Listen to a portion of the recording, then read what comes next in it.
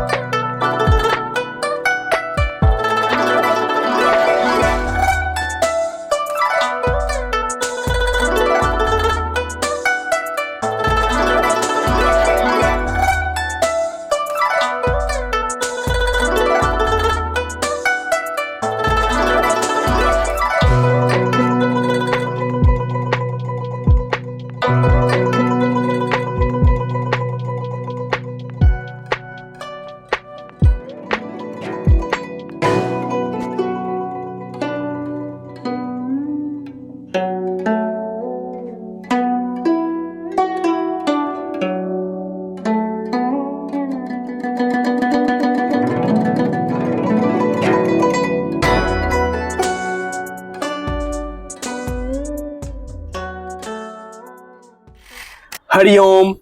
Welcome to the yoga philosophy section of day 73. And today I am going to talk about, as I mentioned at the beginning, about one of the most fundamental mindfulness technique that is spoken about everywhere in this 21st century, which is also the seventh of the 8 limbs of yoga, which is meditation or dhyanam. Now, in this discussion, we will learn how simply meditation can be defined with just one sentence. It, like every sutra, it's just like a short, succinct way of explaining what is dhyanam. Okay. Now, today is the day when you will clarify all your doubts about meditation, because we hear so many different interpretations. Today, we will learn exactly from the root text of yoga, which is Patanjali's Yogasutras, and learn what Maharishi Patanjali has to say. First, the sutra, and then we move on to the explanation. Now, the sutra, as I mentioned, this is also in the 3rd chapter. We are continuing after dharana, right? This is the dhyana. So this is the 2nd sutra of the 3rd chapter, Vibhuti Padaha. 2nd sutra of the 3rd chapter.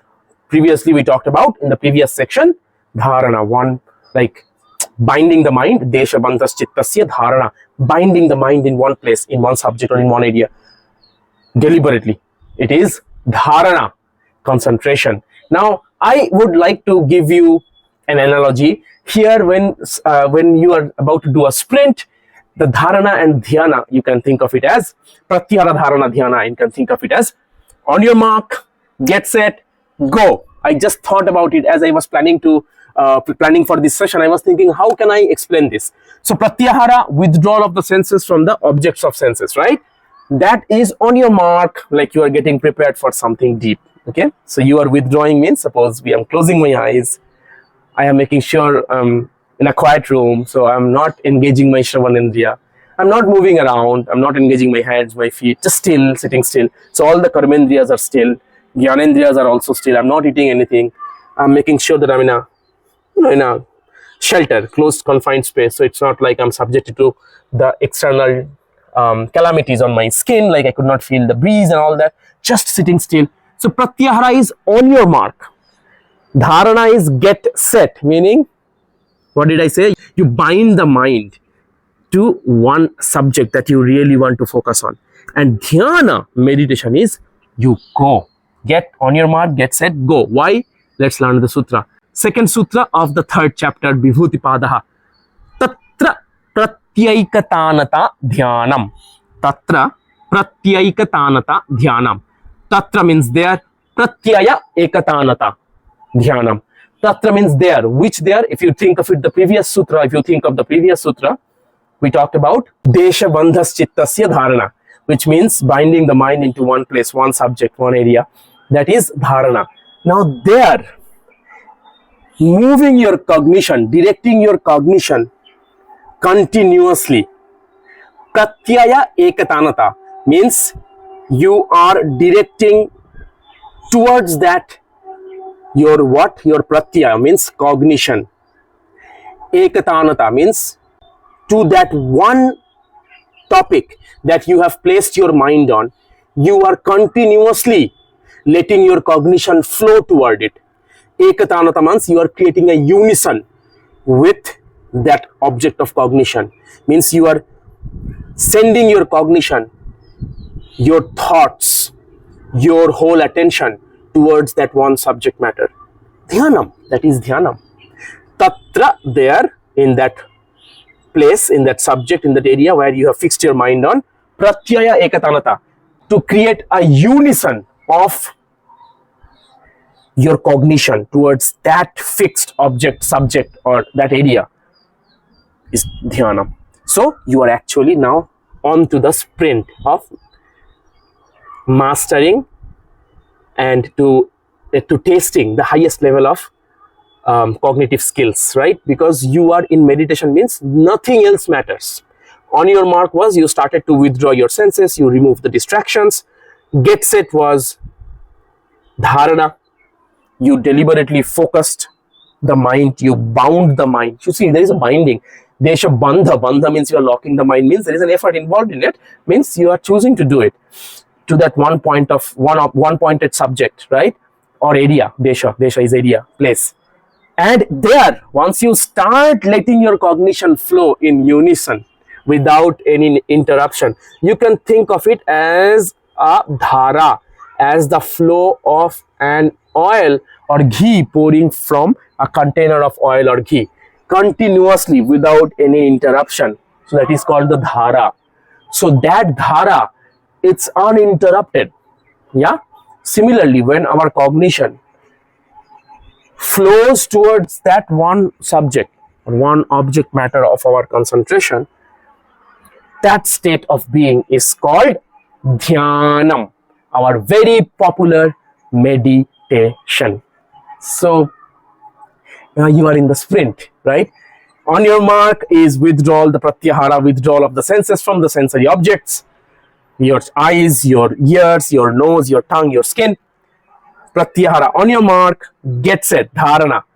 You bind your mind, you fix one object, one subject, you bind your mind to that dharana, one pointed, nothing else, just that. Just like Arjuna, when he hits the bow, he's only seeing the eyes of that bird where he wants to hit the bow, hit the arrow. Okay, so dharana. And dhyana means when you are actually letting your whole faculties, all of your faculties, cognitive faculties, pratyaya, towards that. You are creating a unison with that chosen subject, right? Tatra means there. It connects with the previous sutra. There means whatever desha you chose, whatever place, area, subject you chose to bind your mind on, there you create a unison of your cognition, like you think only about that. That's the dhyana. So we start the sprint of achieving the highest state of yogic cognition, yogic cognitive skills. Now you might say, what comes next? Well, as you know, this was the 7th of the 8 limbs of yoga. So the last part, the most subtle, not the least for sure, is samadhi. We will see what comes up later on. Experiential science, the whole science of yoga is experiential science. Up to this far we were able to speak about it. But when samadhi comes, at least we can try to learn it intellectually. Let's see what the sutra says and all that. In the 74th session, tomorrow, we will see. But for now, this was dhyana. On your mark, pratyahara, get set, dharana, dhyana is go. So letting the cognition flow, pratyaya, flow and create a unison with the chosen object of your focus. That's the state of dhyana or meditation. As simple as that. Tatra pratyaikatanata dhyanam. Tatra pratyaya ekatanata. Samastapada. Together this becomes pratyaikatanata dhyanam. Okay. With that, I want to conclude this yoga philosophy section of 73rd session of 108 days of yoga journey. And as usual, like, share, subscribe. If you are seeing this face for the first time talking, then you can watch this playlist where we have 108 days of videos. Watch it, comment, and share with your loved ones so make them become a part of this transformative journey.